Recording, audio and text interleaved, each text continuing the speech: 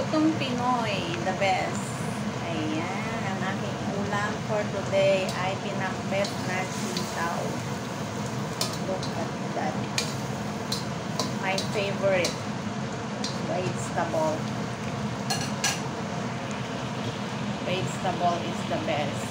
Ayan, malapit na siyang maluto. Ginisa ko lang yan guys ng bagoong na alamang at saka kamatis. And then may ulam na ako mamaya. Ayan. Ito ay kamote. Tapos nilagyan ko ng konting karne, may okra. Ayan, pwede na. Ganyan lang ang OFW. Kailangan magtipid para sa ekonomiya.